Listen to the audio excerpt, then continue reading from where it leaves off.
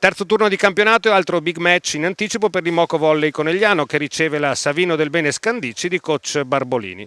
Il Palaverde, la casa delle Pantere Venete, torna a scaldarsi con 700 spettatori, quanti permessi dall'ordinanza regionale, che riportano una parte del tifo giallo-blu. Oggi l'abbraccio del pubblico del Palaverde alla veterana Kim Hill, rientrata giovedì sera dagli USA per iniziare la sua quarta stagione sui colli del Prosecco. Nei primi 2 set le toscane si fanno mettere sotto dalla squadra di casa, che non sbaglia praticamente nulla grazie ad una regia illuminata di Capitan Asha Voloz e un gioco d'attacco velocissimo che trova in Egonu, De Cruyff e Silla grandi terminali offensivi. Da parte sua la squadra di coach Barbolini invece non ha l'ordine necessario a muro e in attacco fatica contro la difesa della squadra veneta. Il primo set vede le Pantere di casa imporsi 25-18.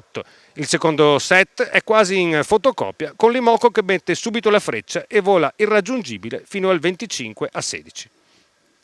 Nel terzo parziale cambia l'assetto della squadra di Scandicci. Fuori Bosetti e la bomber Stisiak viene inserita coi compiti di ricevitore. La squadra toscana si trasforma, inizia a difendere e piazza i primi muri del match, mettendo equilibrio nel parziale. Sul 15 pari, dopo un inizio molto combattuto, però la squadra di coach Santarelli fa vedere tutta la sua forza e si prende in mano il match con una De Cruyff capace del 100% totale in attacco e un gioco corale ancora inarrivabile per le avversarie. 25-21 il finale del terzo set, con la chiusura affidata a Paola Egonu, MVP del match con 14 punti all'attivo.